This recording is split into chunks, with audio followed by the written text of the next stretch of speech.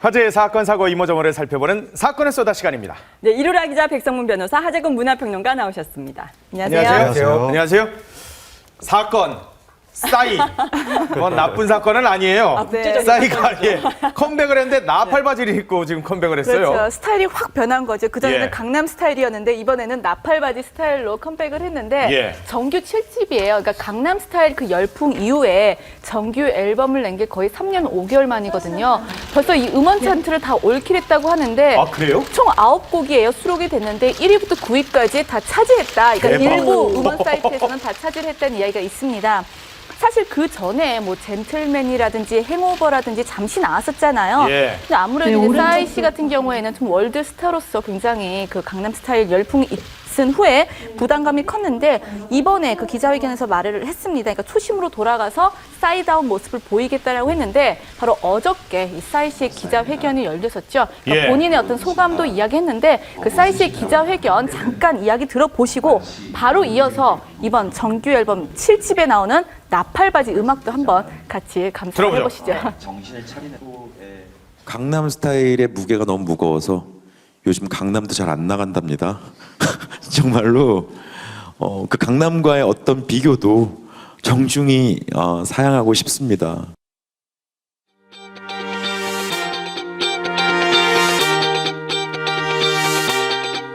분위기 살려 어머 사람 살려 Let's give it up, live it up, baby 나라 나팔바지 세상이 나를 뭐라 판단해도 그냥 사는 거야 생긴 대로 나팔바지를 입고서 짝다리를 짚고서 한쪽 다리를 떨면서 건들건들거리면서 쉽진 않지만 재미는 있네요. 재미는 있어. 그러니까 저 나팔바지가 거의 한 우리나라 한 80년대, 90년대 나이트클럽 문화를 떠올리게 하는 예.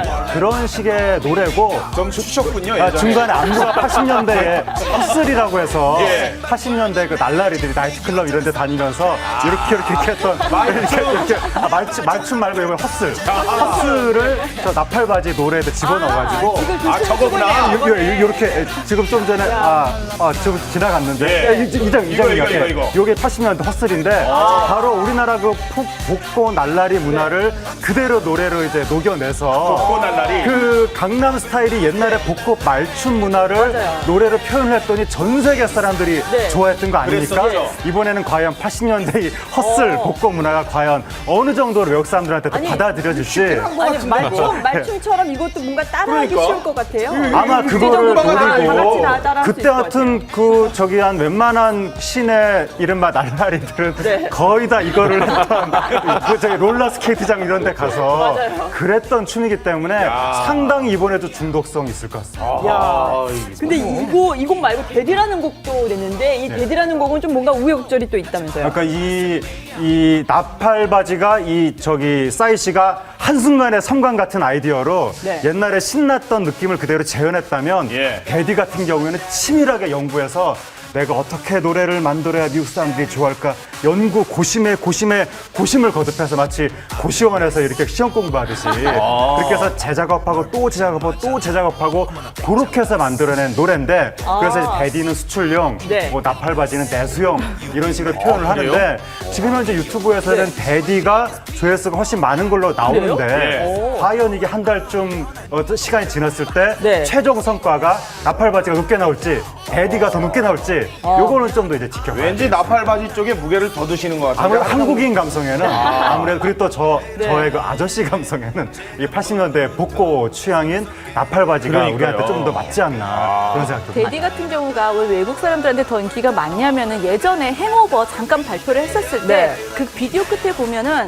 데디 커밍 순 이렇게 돼 있었어요. 그러니까 그 데디라는 음악이 곧 나온다라고 준비가 돼 다들 있었던 거군요. 네, 그렇지. 그래서 이게 2014년 8월 원래 여름에 나올 곡이었는데 아까 말씀하신 것처럼 계속 고심을 거듭을 하다가 재촬영만 계속 많이 했다라고 그래요. 그 이번에 좀 같이 발표를 하게 됐는데 어쨌거나 외국 사람들한테는 그 비디오에 대한 기억이 있기 때문에 이게 바로 그 새 앨범이구나 하는 거죠. 아니 여기 보니까 뮤직비디오를 보니까 싸이가 뭐 초등학생부터 시작해서 할아버지로 변신을 하는데 엘비스로. 예 맞아요. 뮤직비디오가 사실 또 가장 큰 화제인데 아까 보니까 하정원 씨가 나와요? 네, 하지원 씨도 나오고요. 저 유열 씨도 나와요. 유열 씨는 이제 산부인과 의사로 나오는데 데뷔해서 그러니까 이번 앨범도 역시 싸이 씨의 지금까지 앨범 스타일하고 거의 똑같아요. 그러니까 강남 스타일부터 지금까지 쭉 관통하는 건 B급 정석.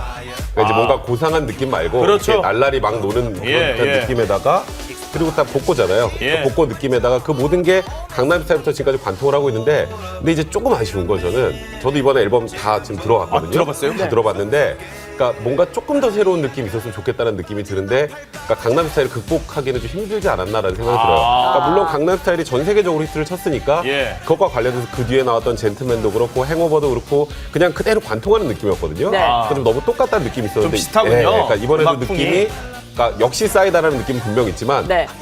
결국 싸이구나라는 느낌 두 가지 같이 있었던 것 같아요. 역시 싸이지만 결국 싸이다.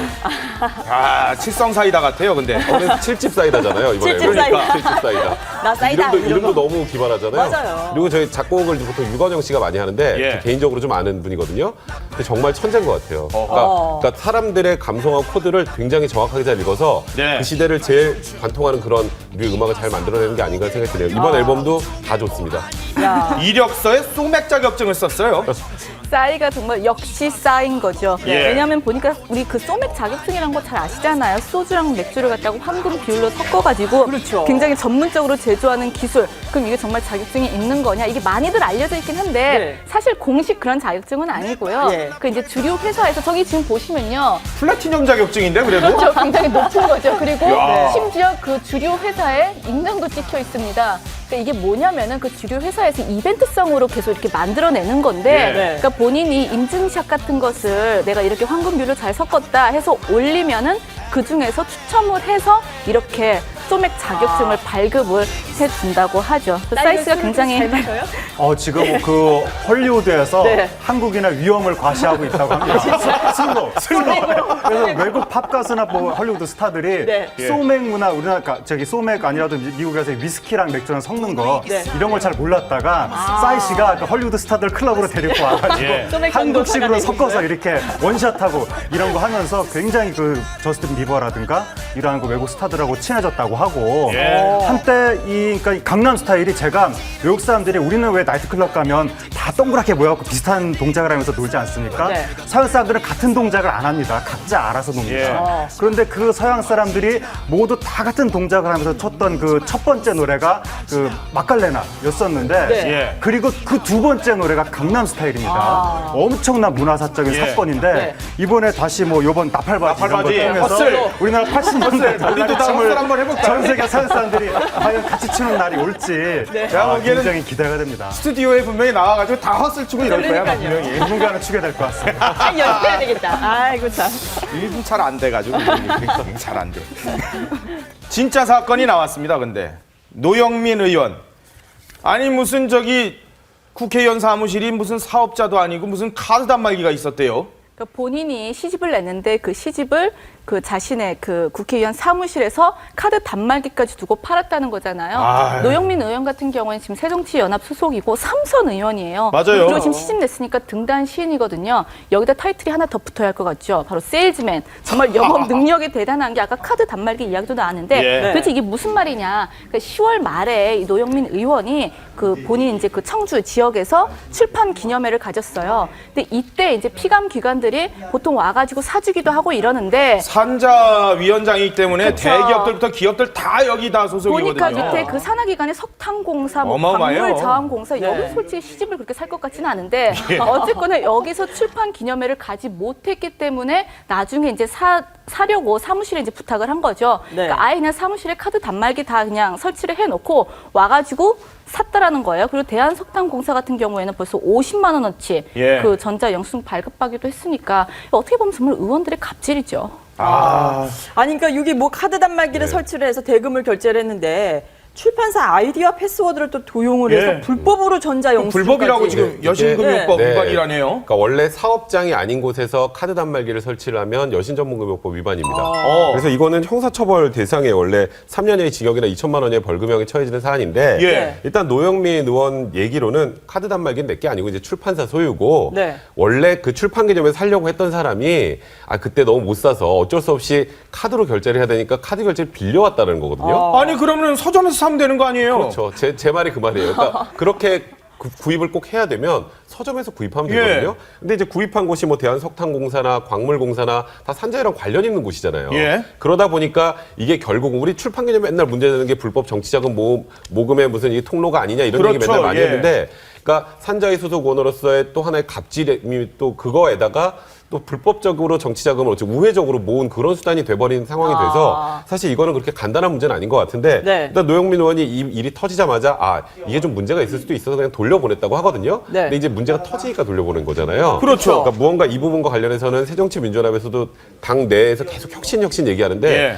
이런 부분에 대해서 명확한 당내 입장 목소리를 내는 게 그게 진짜 혁신이 아닌가. 윤리심판원이 없어요. 지금 윤리심판원장이 없어요. 그렇죠. 그러니까 지금 사실상 뭐 문재인 대표도 혁신 얘기하고 안철수 의원도 혁신 얘기하는데 저는 이런 부분을 일소하는 게 혁신이라는 생각이 듭니다. 아, 아니 이분이 문재인 대표의 한때 이 비서실장을 하셨고 아주 최측근이에요.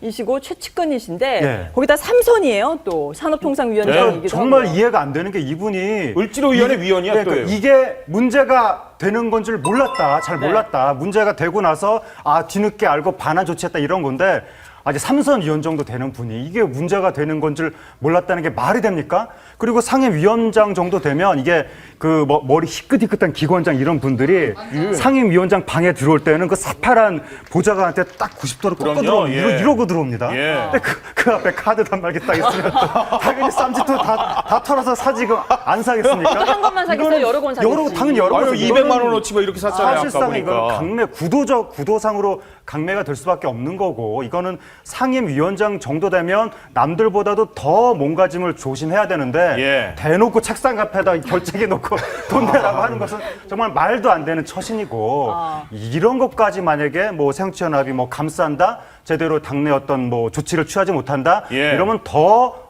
유권자의 질타를 받을 수밖에 없고 혹시 이게 뭐 당내 또 이게 뭐 개파랑 맞물려서 이 사람을 또 징계를 하려고 했더니 예를 들어서 무슨 뭐 친문 개파가 똘똘 뭉쳐갖고 뭐 막으려고 한다 예. 이런 식으로 되면 더 정치 불신이 커질 수밖에 없기 때문에 이번에는 분명하게 좀 이 새정치연합에서도 조치를 취해야 될 것 같습니다. 아니 아이디 비밀번호 도용했다는 거 하고요. 그다음에 카드 단말기 뭐 대여를 했다 그러지만 그 설치는 여하튼 국회의원 사무실에 한 거 아니에요?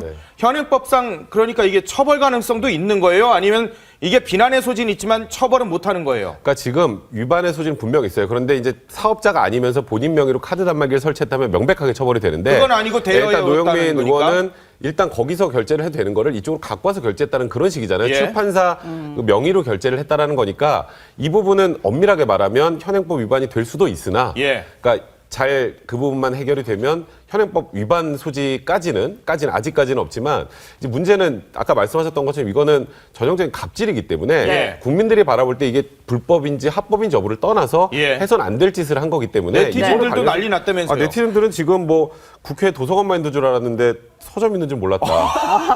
그냥 투잡하지 말고 책 장사해라. 뭐 이런 아이고. 얘기들이 이제 네티즌들이 얘기를 하는 건 이게 일반 국민들이나 좀 이런 네티즌들이 바라볼 때는 굉장히 부도덕한 행위, 그러니까 불법적인 여부를 떠나서 부도덕한 행위라고 보기 때문에 예. 이런 부분과 관련해서 명쾌하게 사과를 하고 네. 그러니까 이거는 뭐 내가 불법인 줄 몰랐고 다른 의원실도 하니까 뭐 난 괜찮은 줄 알았다 이런 식으로 변명할 건 아니라는 생각이 좀 듭니다. 아니 을지로위원회에서 을 지키기로 나서시더니 이게 을은 안 지키시고 그냥 갑질만 지금 갑질논란이 지금 불거지는 거 아닙니까? 그러니까 저는- 2010년에도 뭐 아들 저기 그렇죠. 네. 4급 기획비서관 특채 의혹이 또 네, 있었다면서요. 홍재영 부의장실 그 4급 상당 기획비서관의 그 20대 아들을 이제 좀 이렇게 채용해달라라고 예. 했다는 그 의혹이 있는데, 그러니까 이게 지금 국회의원 보좌관 직급 중에서 4급이 높잖아요. 그럼요. 최고 근데 높은 그게 직급이죠. 보좌관 경험도 없는 20대를 부탁을 했다라는 거 그 자체도 사실 이것도 청탁이라고 봐야죠. 그러니까 이런 논란들이 어찌 보면 진보의 가장 중요한 핵심 가치는 도덕성이잖아요. 네. 그렇죠. 근데 이게 도덕성이 무너지는 것 같고 또 을지로라는 게 말 그대로 우리나라의 힘든 사람들, 어려운 사람들, 의린 사람들을 도와주자고 만든 데서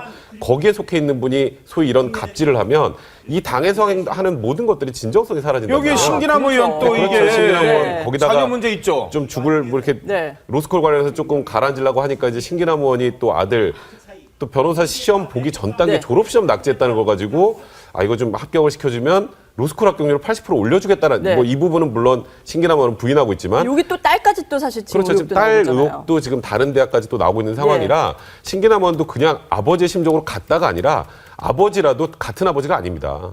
그러니까 국회의원이고 사실 옛날에 이 열린우리당에서는 의장까지 했던 분이잖아요. 예. 이런 분이 그것도 찾아간 걸 떠나서 국회의원실로 또 직접 학교 담당자를 불렀다는 걸 그건 단순한 아버지의 마음으로 좀 물어봤다라고 하는 게 이게 납득이 되나요? 그러니까 이런 부분과 관련해서 사과할 건 확실하게 사과하고 그리고 징계할 건 명확하게 징계하고 그래야 당이 좀 달라진 모습을 국민들이 체감할 수 있지 않을까 생각이 듭니다.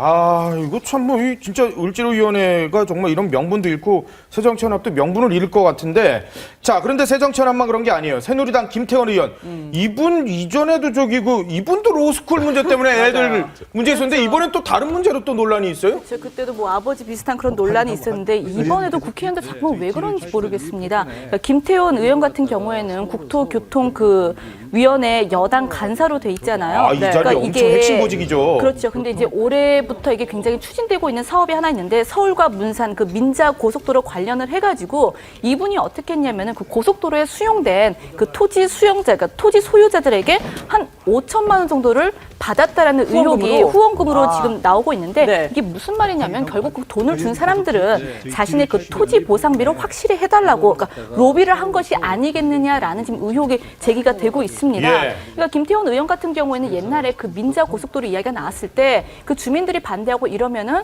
백지화 시키겠다 이렇게도 공약을 했었었는데 말을 했었는데 막상 이렇게 후원금 받으면서 실제로 한 언론 보도에 따르면은 김태원 의원이 국토부에 그 토지 보상비 빨리 보상하게 해달라고 굉장히 좀 힘써달라고 요구를 한 점도 드러났다라고 이야기를 하는 거죠. 그래요? 예, 그래서 어떻게 보면 정말 의원들이 아까 전에 뭐 신기남 의원도 있었고 노영민 의원도 있었고 이번에는 새누리당 김태원 의원까지 그래서 이걸 갑질이라고 어떻게 보면 볼 수 있는 거겠죠. 그렇죠. 그 권력을 이용해서 사람들도 지금 다 상임위 관련 문제잖아요. 김태원 의원은 국토위, 그다음에 신기남 의원은 교육문화위원인데 자기 아들 그리고 산자위원장인 노영민 의원은 또 자기 산하기관한테 카드 단말기로 책 팔고 다 상임위 가지고 지금 갑질하는 거 아니에요, 다. 그러니까 그게 연관성이 있으니까 더 의심을 하는 거죠. 그러니까 이게 연관성이 없다면 그럼 그냥 진짜 뭐 책을 샀을 수도 있고 그냥 뭐 이번 김태원 의원 말처럼 나는 오래전부터 친분 있는 분들이라 후원금을 받은 거지 나는 그 사람들이 거기에 땅이 있는지도 몰랐다. 그러면 오랫동안 친분 있는 게 아니죠. 오랫동안 친분이 있었으면 그 근처에 땅 있는 거 다 압니다. 그러니까 그렇게 역시 지금 김태원 의원도 이 부분과 관련해서 좀 부적절하게 보였다면 사과드린다라고 나와야 되는데 나는 몰랐다. 땅 갖고 있는 것도 몰랐고 그 후원금도 뭐 한 분은 뭐 3,500만 원 했어요. 개인 후원 한도가 500인데 그걸 7번 나눠서 낸 거예요. 아, 그래요? 그러니까 쪼개기 후원. 그러니까 이제 그렇게 나눠서도 이렇게 몇 천만 원이나 되는 돈을 사실 아무 바람 없이 그렇게 쉽게 나가나요? 그리고 또 이게 이분도 역시 개인 이해관계가 있는 거잖아요. 이게 토지 보상금이 빨리 나오면 그럼 본인도 돈을 받으니까 이 후원을 한 사람도. 그러니까 뭔가 이게 다 연결고리가 있는 것처럼 보이다 보니 거기도 관련 상임이다 보니 이 바라보시는 이제 시청자나 국민들이 굉장히 좀 씁쓸한 거죠. 다나 의원 C형 감염 걸린 사람 77명인데 이게 치료가 어려워요? 그렇죠. 이번에 그 C형 간염에도 종류가 굉장히 많아요. 여러 가지 유형이 있는데 이번에 그 발견된 유형에 좀 치료가 어렵다는 건데 원래 C형 간염이 백신이 없어가지고 완치 어렵다 그런 이야기 많이들 하잖아요. 대신 조기 발견하면은 이렇게 여러 약물 치료 같은 걸 병행을 하면서 뭐 80%까지는 뭐 치료도 가능하다. 근데 말씀드린 것처럼 이번에 논란이 된 거는 바로 다나 의원에서 그 발생한 C형 간염의 그 유형이 굉장히 보기 드문 거고 웬만한 치료액으로 좀 그 치료하기가 어렵다라는 이야기가 나오고 있습니다. 그래서 제가 이걸 전문가한테 직접 좀 물어봤는데 그럼 도대체 치료하기 어려운 거면 도대체 어떻게 해야 되느냐, 어떻게 예방을 하고 과연 이건 완치가 될 것인가 이 부분에 대해서 최재욱 고려대 의대 그 예방의학과 교수와 잠시 이야기를 나눠봤거든요. 함께 좀 들어보시죠. 1A형 같은 경우에는 치료하기 어렵다는 게 약물로만 치료가 어렵다는 뜻인가요? 그렇죠. 치료가 그렇다고 어렵다 해서 아예 안 되는 건 아니고요. 원의 1형의 경우에는 이거에 대해 치료에 반응을 잘하는 게 100명 치료 받으면 한 53%에서 한 80% 정도가 이렇게 치료가 반응이 잘 된다고 돼 있고 2형은 거의 80%에서 92% 정도가 치료에 반응을 해요. 그러니까 2형이나 3형에 비해서 1형이 치료 완율이 좀 반응률이 떨어진다는 관점에서 치료가 안 된다는 얘기를 한 거지 치료가 아예 안 되는 뭐 불치병이다 그건 아니에요.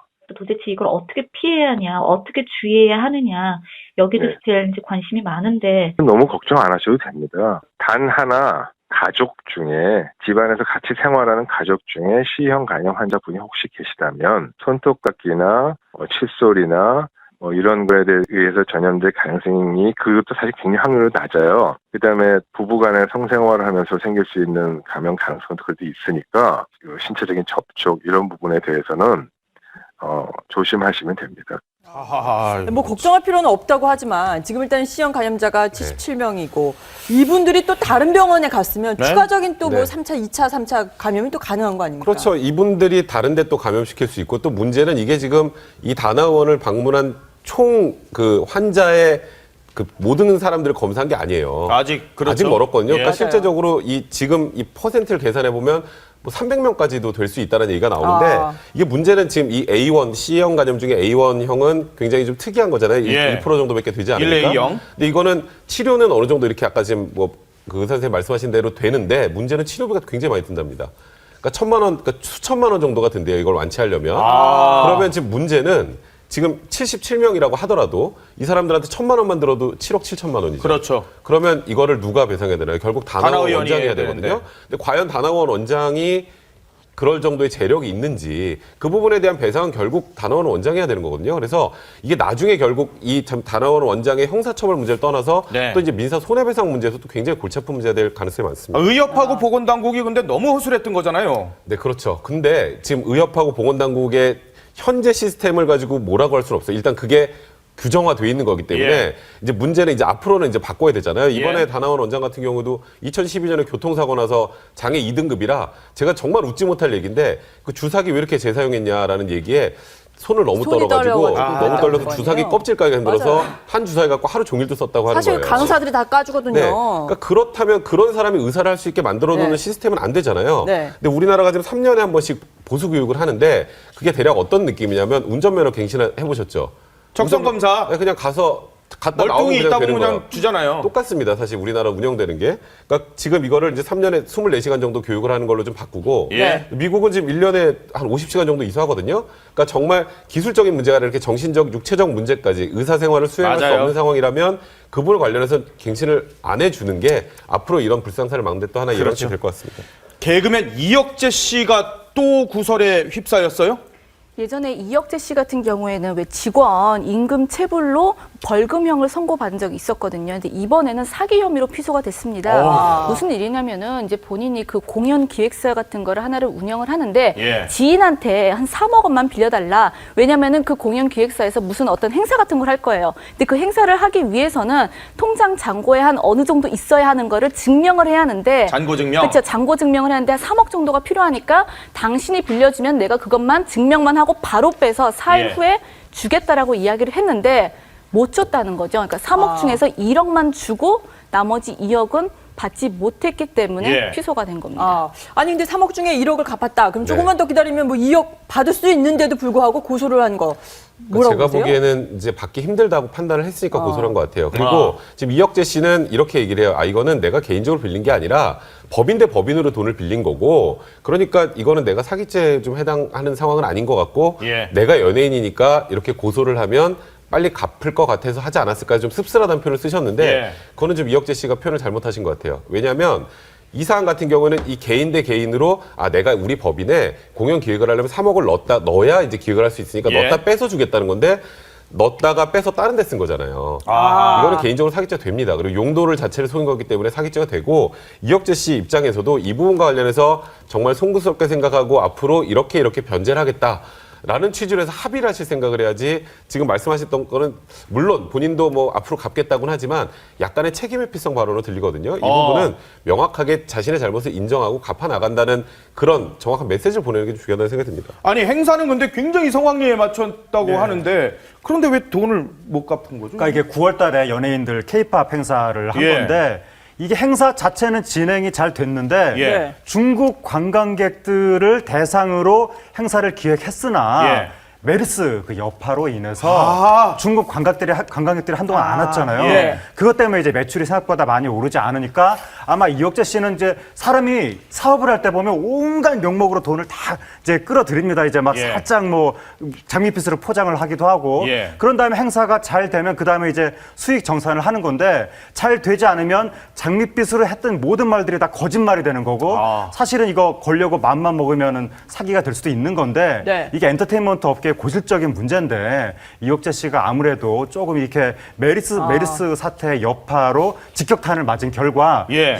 이 사업 자체가 여의치 않게 지금 진행이 된 것 같습니다. 오호. 아니 근데 사실 이혁재 씨 방송에서는 좀 약간 요즘에는 못 봤어요. 네. 근데 공연기획사를 지금 운영하고 있다는 것도 네. 저도 이번에 좀 처음 알았는데 지금 현재 상황이 자금 상태가 좀 좋지가 않나 봐요. 굉장히 안 좋은 것 같아요. 그러니까 2010년도까지 방송 활동하시다가 이제 사업가가 되셨는데 예. 회사 부도 나서 이제 그 모든 빚도 이제 본인이 다 떠안게 됐거든요. 또 이번 사건뿐 아니라 이제 2012년 8월에서 2013년 2월까지 한 직원에게 이제 월급 한 7개월 동안 월급을 못 주고 퇴직금을 정산을 못 해줬어요. 그것 때문에 근로기준법하고 근로자 퇴직금협 보장법 위반으로 예. 또 벌금 200만 원 선고받은 적이 있었거든요. 그리고 얼마 전에 자택이 이제 인천 송도에 이제 존 아파트가 있는데 그것까지 이제 경매로 지난해 9월에 경매로 넘어가서 그것까지 전부 다 지금 매각이 된 상태라 사실 지금 자금 사정 굉장히 여의치 않은 것 같은데요. 근데 아까 출연료로 안 되나 보죠? 요즘 방송 가끔 나오잖아요. 근데 저 그거 MBN에도 가지고 이제 지금 생각보다 빚이 굉장히 또 이곳 말고 여러 가지 있는 것 같거든요. 그러니까 지금 그것 때문에 주변에서는 이제 파산 신청하는 게 어떠냐는 얘기까지 하고 있는 상황이에요. 그런데 이제 이혁재 씨는 안 하겠다고 하는 거죠. 분들도 계신데 이혁재 씨는 이혁재 씨 입장은 주위에서 파산 신청하라고 말을 하지만 나는 그럴 생각 전혀 없고 모든 부채에 대해서 다 내가 개인적으로 책임을 지겠다. 그러니까 방송 생활 열심히 해서 그 출연료 모아가지고 모든 빚을 갚겠다라는 입장이 그래야 내 자식들한테 내가 떳떳하다. 뭐 이런 입장인데 하여튼 연예인으로 잘 나가고 그쪽에 재능이 있으면 그 일을 하는 게 좋습니다. 예. 자꾸 이렇게 사업을 하려다 보면 거기서 문제가 생기고 그 문제를 메우기 위해서 또 다른 사업을 하다 그게 또 잘못되면 결국에는 이제 불미스러운 일이 될 수가 있기 때문에 예. 사업에 진출하는 것은 연예인들이 정말 조심해야 될 것 같습니다. 안타깝네요. 제 개인적으로는 제 대학 동문인데. 그렇군요. 아니 스타 셰프 최연석 씨 자기 하는 레스토랑에 오지 말라는 건 또 뭐예요 이거? 뿔이 났죠. 왜 그러냐면은 노쇼라고 알고 계시죠? 이게 뭐냐면 식당에 예약을 하고 나서 예. 안 나타나는 것을 노쇼라고 하는데 아하. 이런 사람들이 너무 많다는 거예요. 맞아요. 그러니까 최현식 셰프 같은 경우에는 이제 29일 날 본인의 그 SNS에 이런 걸 올렸어요. 아까 말씀하신 것처럼 이럴 거면 오지 말라. 그러니까 사진과 저 지금 사진을 올렸거든요. 그러니까 본인들 그 식당에서 굉장히 예쁘게 잘 차려놨는데 네. 한참을 기다려도 손님도 안 오고 전화를 해도 응대도 안 하고 아이고. 16명이나 나타나지 않았어요? 그렇죠. 이날 저녁에만 너무하다. 16명, 그러니까 뭐 4명이서 2팀이 있고 2명이서 네. 4팀 예약을 했는데도 나타나지 않았기 때문에 이럴 거면 그냥 우리 레스토랑에 오지 말아라. 노쇼가 지금 한두 개가 아니거든요. 최근에 네. 그 설문조사가 하나 있었어요. 조선일보에서 이제 그 설문조사를 했었는데 뭐 미용실, 레스토랑, 병원 이런 거, 그러니까 서비스 사업장에 대해서 한 뭐 사업장들과 고객 설문조사를 했는데 예. 고객 중에서 고객 10명 중 8명이 노쇼 한 경험이 있다라는 거니까 80%가 아니 예약 취소라도 전화를 해줘야지. 전화를 이게 해야지. 예의지. 다른 손님을 받을 수 딱히 있지. 왜 노쇼를 한 거에 대해서는 이유는 또 밝히지 않아요. 네. 그냥 약간 좀 전화하기 민망해서 아니면은 귀찮아서 그러니까 본인 전화가 진짜 잘 안 너무하다. 된다는 거예요. 그리고 이게 상습적으로 뭐 3회 이상 한 사람들도 한 20% 정도 된 거 보니까 노쇼라는 그런 문화 자체를 좀 바꿔야 할 때가 아닌가 싶습니다. 아, 저러면 다른 손님도 진짜 못 받게 되고 네, 우리 맞아요. 연말에 이제는 이런 예약 같은 거 식당 예약 뭐 송년회 모임 많은데 우리 시청자분들은 노쇼 이거 좀 진짜 안 돼요, 이거, 예. 그러니까 해야 될것 피해가 같아요. 정말 큰 게 에드워드 건이라고 유명한 셰프 네. 있잖아요. 예. 그분 레스토랑이 한때 크리스마스 그날 노쇼 그러니까 이 예약 부도가 70%가 났다는 겁니다. 진짜요? 크리스마스에 어이구. 빈자리가 70%가 나서 그러면 이제 그 음식 준비해 놓은 거 미리 만들어 놓은 거 다 그거는 이제 허탕이 되는 거고 그럼요. 적자를 보게 되는 거죠. 그리고 이런 유명한 셰프만 문제가 아니라 그냥 영세 자영업 하시는 분들 9석밖에 없는 그러한 자리인데도 거기에 이제 뭐 3탕, 4탕씩 노쇼가 예약 부도가 나게 되면 그날 이제 적자가 나는 거고. 그러네요. 근데 또 문제가 뭐냐면 요즘에 대리기사 하시는 분들 네. 이분들 오시라고 해놓고 나서 한참 오고 있는데 아 나 술 한 잔 더 먹어야 되겠는데 이러면서 오지 마세요 이러면 기껏 진짜. 그 새벽 시간에 가고 있는데 야. 이런 피해를 다 합치면 우리나라 지금 서비스 업종 전체 예약 부도 이 손실액이 예. 4조 5천억에 달한다고요. 어마어마하군요. 엄청나게 많은 자영업 하시는 서민분들이 이 예약 부도로 인해서 지금 피해를 보고 있는 겁니다. 야, 이러면 진짜 예약 파킹 뭐 예약금 먼저 받고 막 이런 경우가 생겨야 되겠어요, 진짜로. 이제 예약금을 아유. 이제 받으려고 그러면 예약금 주세요라고 하면 나를 몰라? 나를 무시해? 아이, 참. 나잖아, 내가 단골인데 이런 식으로 기분 나빠하시는 네. 이런 분들 때문에 예약금도 선뜻 지금 달라고 욕을 못 진짜 하는 문제네요. 아이고. 근데 노쇼도 문제지만 이 요리사분들이 안 계시더라고요. 방송에 나가셔가지고. 오늘 좀 자주 좀 나와주세요. 예. 이루라 기자, 백성문 변호사, 하재근 문화평론가와 함께했습니다. 감사합니다. 고맙습니다. 감사합니다.